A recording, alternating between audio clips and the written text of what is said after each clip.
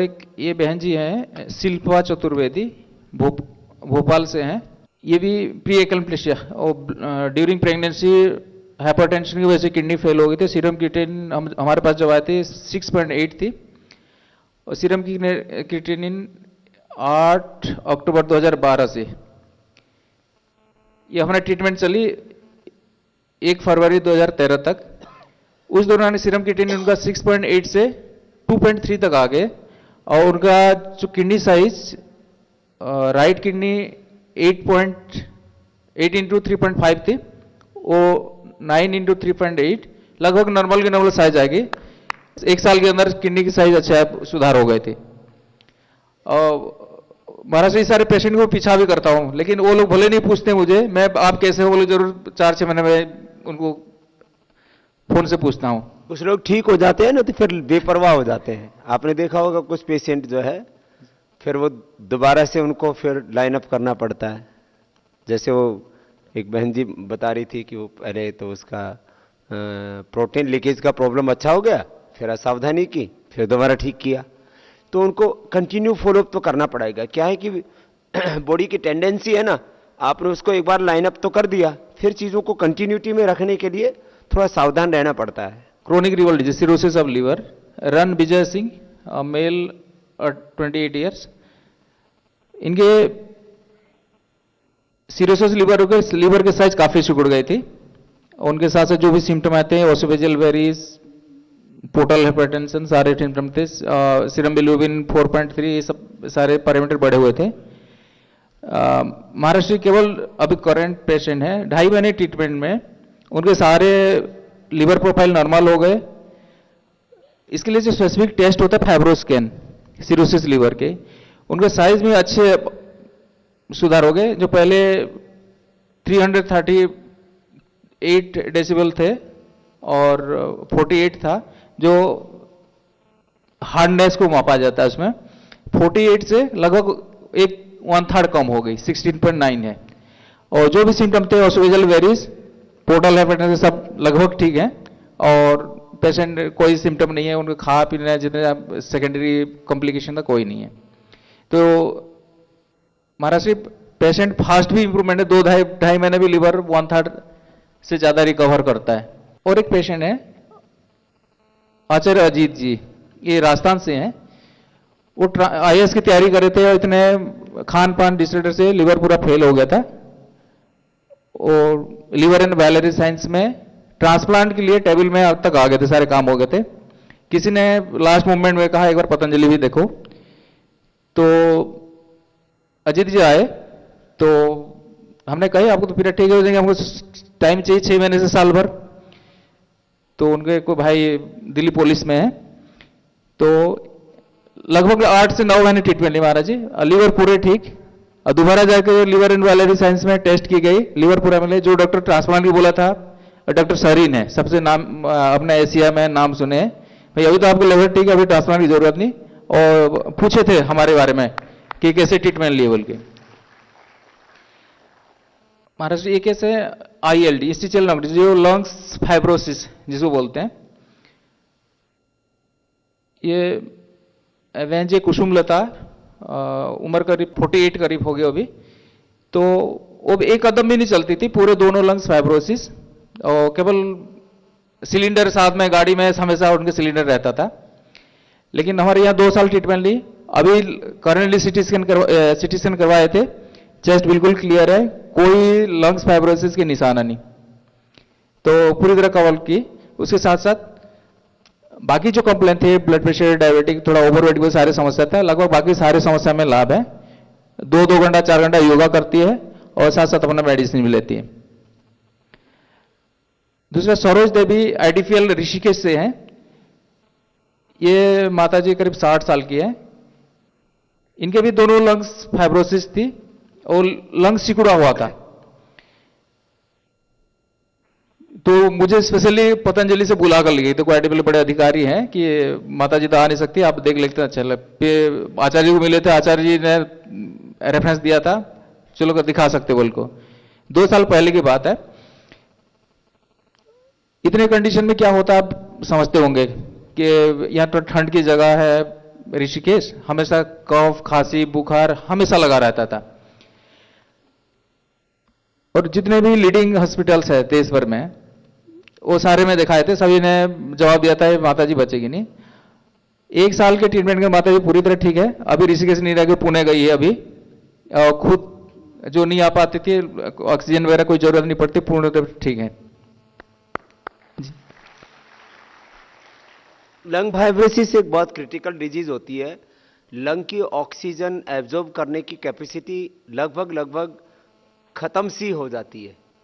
फेफड़े लोथड़े जैसे हो जाते हैं, माने जो है काम करना ही बंद कर देते हैं। तो ये जो डिजनरेट वे सेल्स का, चाहे वो हार्ट के हों, फेफड़े के हों, लीवर के हों, वो डिजनरेशन वाला जो मैंने सिद्धांत बताए थे ना आपको, 3 बड़े सिद्धांत बताए थे कि हम कैसे जो है योग से चीज़ों को इंप्रूव करते हैं। फिर उसमें आयुर्वेद से मदद मिलेगी ना। तो ये डिजनरेट वे सेल्स को रीजनरेट करना, ये एक बहुत बड़ा सिद्धांत है। और उसके द्वारा फिर चीज़ों को बैलेंस करना, हमारी अपनी शक्ति का तो हम 1 से 5% यूटिलाइज कर पाते हैं, बाकी तो सारा तो खजाना छुपा ही हुआ है अपने भीतर। तो उस शक्ति को जागृत करें हम, तो ये सारे परिणाम आते हैं। ये कुछ कैंसर के हैं। परसुन सेन गुप्ता कलकत्ता से, ये कैंसर प्रोस्टेट, और लगभग सारे बोन्स में कैंसर के मेटास्टेटिक थी। अभी जब यहाँ से लेकर आए थे 3-4 लोग उठा कर ले आते स्ट्रेचर में, तो 1 साल के ट्रीटमेंट के अंदर पूरे ठीक हैं, किसी बोन्स में उसका लीजन्स नहीं है और पूरे ठीक है।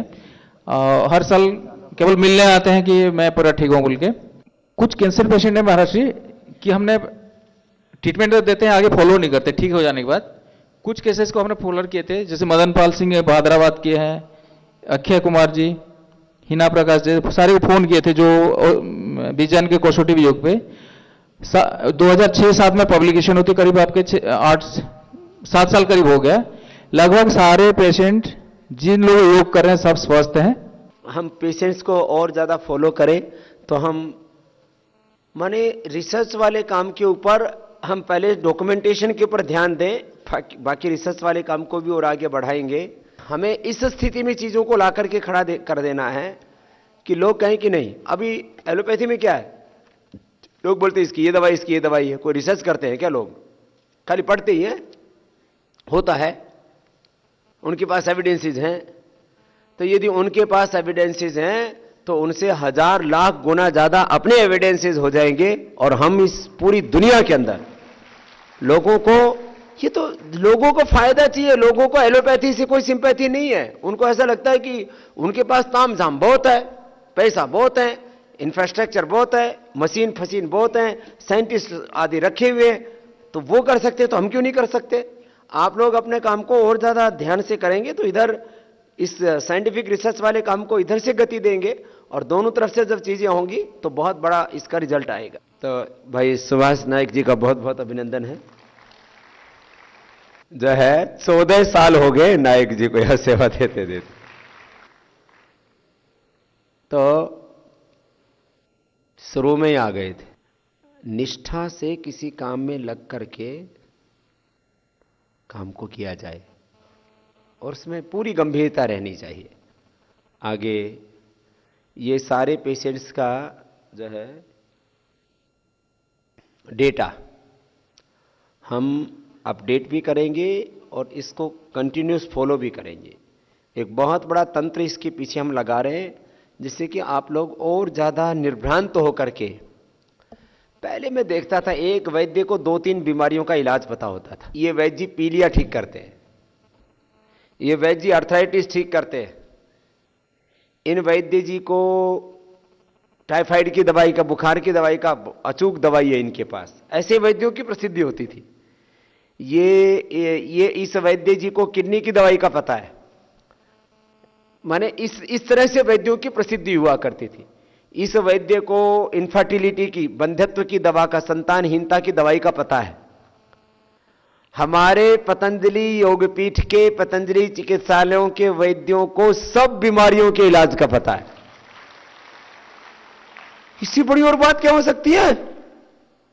इनफर्टिलिटी से लेकर के, रीनल फेलियर से लेकर के और जो है हेपेटाइटिस से लेकर के पेनक्रियाटाइटिस से लेकर के डायबिटीज, बीपी प्रॉब्लम, हार्ट की problem, cardiac problem, lung problem, और हर एक डिजीज का अलग अलग स्पेशलिस्ट है आज भी। सोराइसिस, आर्थराइटिस से लेकर के SLE, MS, ऑटोइम्यून डिजीज से लेकर के कैंसर जैसी भयावह बीमारियों का अपने वैद्यों को हमने ट्रेनिंग दे दे करके, प्रशिक्षण दे दे करके उनको तैयार कर दिया है। बस इस काम में पूरे अपने आप को समाहित कर देना है, इसमें पूरा झोंक देना है। जब आप सब लोग एक जुनून के साथ इस काम में लगेंगे तो आज ये काम जहां पहुंचा है इससे 10, 20, 50, 100 गुना ज्यादा आगे पहुंचा हुआ इसको देखेंगे। किसी भी फील्ड में ना लोग ग्रोथ करते हैं ना, तो किस में करते हैं? प्रतिशत में करते हैं। 10%, 20%। देश की जो है GDP में ग्रोथ भी ऐसी ही होती है। फिर देश का ग्रोथ रेट, विकास दर 7%, 8%, वो तो परसेंटेज में भी 2-3 बढ़ जाए तो बहुत बड़ा मानते हैं। यहां ग्रोथ 2-3% में नहीं हुई, यहां ग्रोथ मल्टीपल होती है। 4 वैद्यों से सीधे 40 वैद्य, 40 वैद्यों से सीधे 400 वैद्य, ऐसे मल्टीपल ग्रोथ हुई है। अब इस ग्रोथ को रुकने नहीं देना है। जब कहीं बात की जाती है ना विकास की, तो बोलते कहां तक जाना है? बोलो स्काई इज द लिमिट, वो आपको करके दिखाना है। अब हमारा कोई दरअसल क्या है, लोग ना कंपटीशन में ग्रोथ करते हैं। अब बताओ योग में हमारा कौन कंपटीटर है भाई? आगे देखो, दाएं देखो, बाएं देखो, पीछे देखो, कोई दिखता ही नहीं है। हमने प्रतिस्पर्धा में ये कोई विकास नहीं किया है। हमने तो अपने आप को भगवान के हाथों में सौंपा हुआ।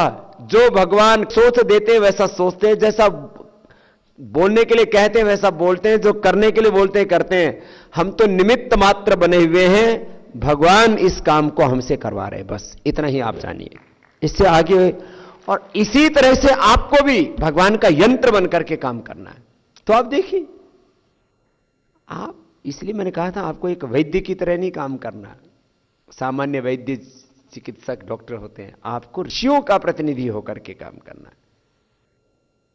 कि कोई ना कोई तो किसी विरासत को संभालता है ना। मोदी जी ने किसको संभाला हुआ है? राजनीतिक विरासत को।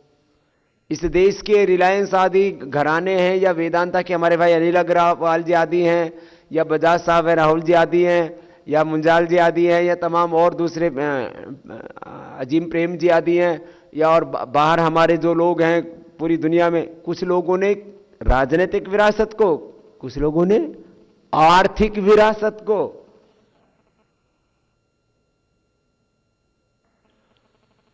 अब कुछ लोगों ने खेती की विरासत को, कृषि की विरासत को, कुछ लोगों ने एनवायरनमेंट की विरासत को। आजकल तो इसमें भी बहुत लफड़े हो गए हैं। अलग अलग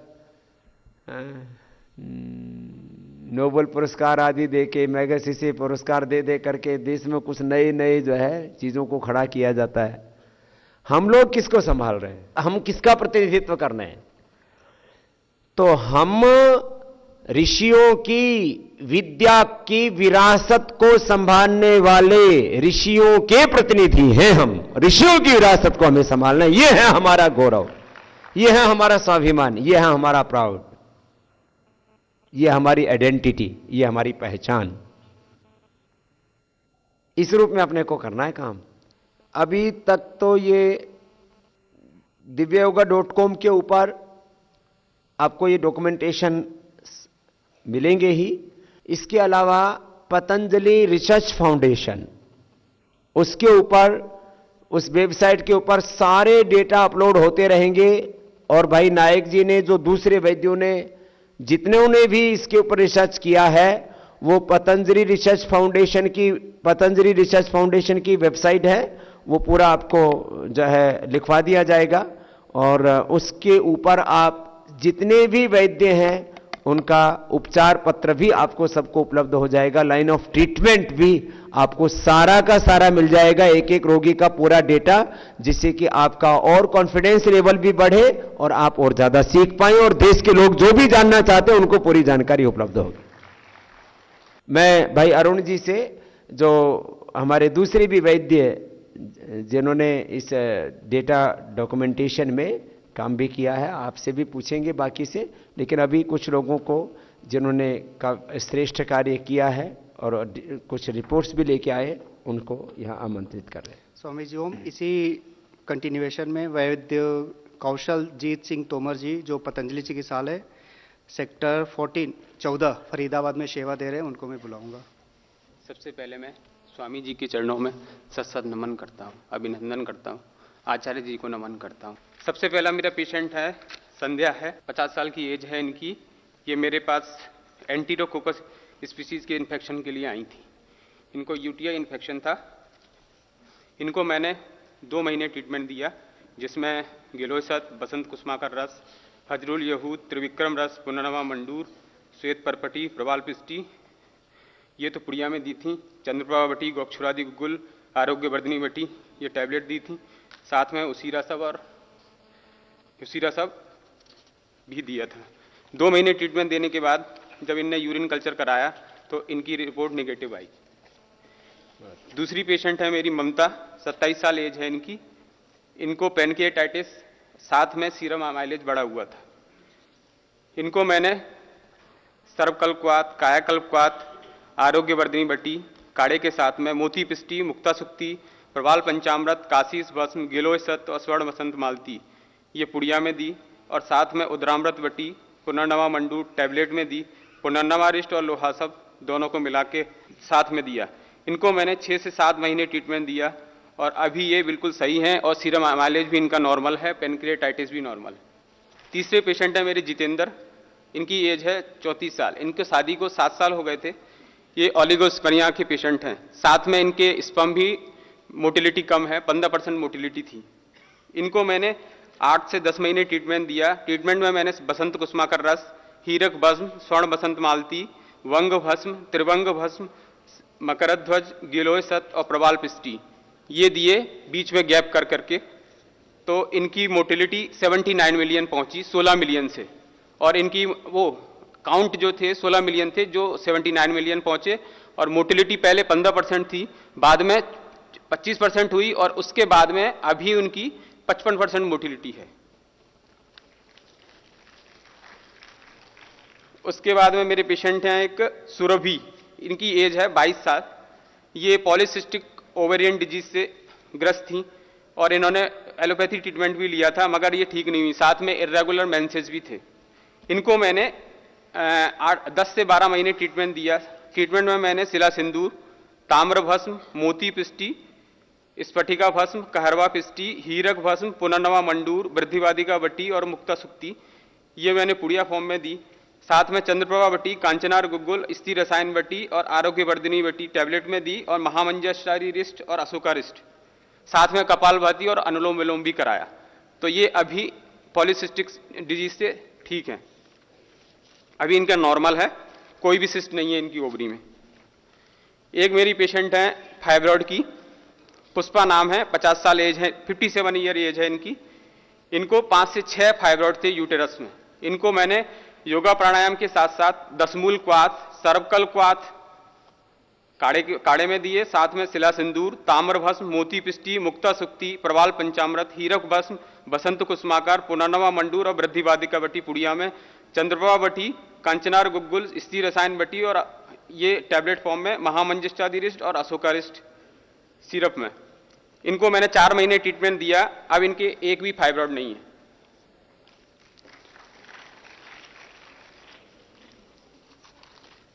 अंत में मैं यही कहना चाहूंगा, मुझे पहले विश्वास नहीं था। जब मैं कॉलेज में था मैं सोचता था क्या पता इन दवाइयों से कुछ होता है या नहीं। मैंने कभी सोचा भी नहीं था कि मैं ओपीडी में पेशेंट देखूंगा। मुझे लगभग 3 साल होने को आ गए हैं फरीदाबाद में। मैं पहले सोचता था कि मैं बजाय ओपीडी के मुझे कॉलेज में पढ़ाना है, लेकिन मेरी किस्मत समझ लो कि मैं स्वामी जी के साथ जुड़ा और आज मैंने इतने पेशेंटों को ठीक किया। और भी पेशेंट हैं मेरे अब्रॉड में भी हैं जिनका अभी मैं ट्रीटमेंट दे रहा हूं। जैसे ही मुझे उनकी सारे डॉक्यूमेंट मिलेंगे तो मैं स्वामी जी को सामने प्रस्तुत करूंगा। धन्यवाद।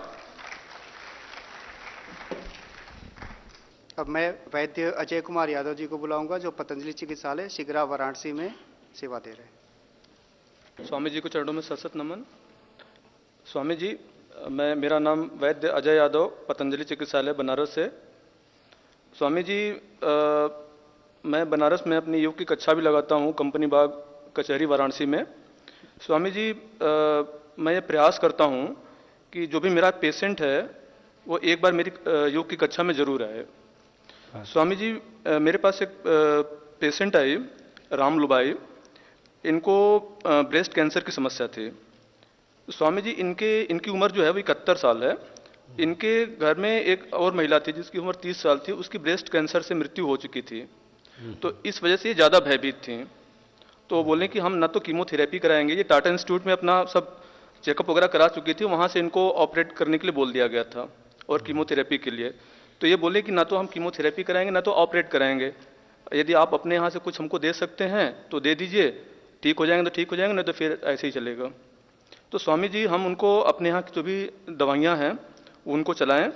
तो 1.25 साल इनका ट्रीटमेंट चला और धीरे धीरे करके अब ये बिल्कुल ठीक हो गई हैं। पूरी ठीक हो गई? जी बिल्कुल ठीक हो गई हैं। रिपोर्ट कोई आ गई? दिक्कत? जी रिपोर्ट है सब। क्या बात है। बड़ी उम्र में डिजीज का रिकवर होना मुश्किल होता है क्योंकि बॉडी का इम्यून सिस्टम वीक पड़ जाता है, बॉडी रेस्पॉन्ड कम करती है। बच्चों में रिजल्ट, जवानों में रिजल्ट आना बहुत आसान होता है। परिवार की 30 साल की महिला की मौत हो चुकी कैंसर से। एक फोबिया भी था। फोबिया भी एक डिजीज होती है। एक फोबिया था कि ये कैंसर से 30 साल की मर गई तो मैं 70 साल की तो मरने वाली हूं, तो उसने तो ऑपरेशन करवाया, रेडिएशन क्यों लिया, तो मुझे क्यों लेना, वो ऑपरेशन करके भी मर गई तो मैं ऐसे ही मरूंगी। कम से कम बच्चों के ऊपर बोझ कम होगा, खर्चा कम होगा और दुख कम पाऊंगी। कई बार तो ये भी होता है ना, ऑपरेशन और सब इनके बाद, रेडिएशन कीमो के बाद दुख भी बहुत होता है। तो ये परिणाम के पीछे, क्योंकि वैद्य जी रोज योग की कक्षा भी लेते हैं और कोशिश ये करते हैं कि जो रोगी आस पड़ोस के हो तो कक्षा में जरूर आए। मैं आप सबसे ये कहूंगा कि आज ये आयुर्वेद इतनी ऊंचाई पर पहुंचा है तो इसके मूल में योग है। और अभी भी, क्योंकि हम गुरु शिष्य परंपरा के लोग हैं, जब तुम्हारा गुरु सुबह उठ करके रोज योग करता है तो आपको भी योग करना और कराना है, तो पूरे परिणाम आएंगे। इससे अपना जीवन भी तो अच्छा होगा ना। हमारे गुरु जी हमसे बोलते थे, बेटा देखो दूसरों का जितना भला हो जाए उतना अच्छा है, तुम तो अच्छे रहोगे ना। मैं योग ना करता तो आज ऐसे ना बैठा होता तुम्हारे सामने। मेरा भी फिर जो है इतना सा, तो 2-4 आदमी तो पेट लेके चलते, कुछ है ऐसे हमारे साधु। 2-4 लोग तो पेट लेके चलते हैं, कुछ लोग पीछे से सहारा देते हैं। उठाते बैठाते समय कई आदमी सेवा करते हैं, स्नान भी कराते हैं तो 2-4 लोग लगाने पड़ते हैं। भैया आप लोग योग करोगे ना, देखो ये बाकी सब चीजें बात की हैं, आप लोग योग करोगे तो एक तो 24 घंटे सोते समय भी जागते समय भी खुश रहोगे, सपने भी डरावने नहीं आएंगे, और जागते समय खूब अच्छे से खुश रहोगे, जब देखो तब मस्त है एकदम। मैं इतना खुश रहता हूं, उतना खुश तो ना तो बिल गेट रहता होगा, बिल गेट से भी ज्यादा ओबामा और मोदी से भी ज्यादा खुश रहता हूं।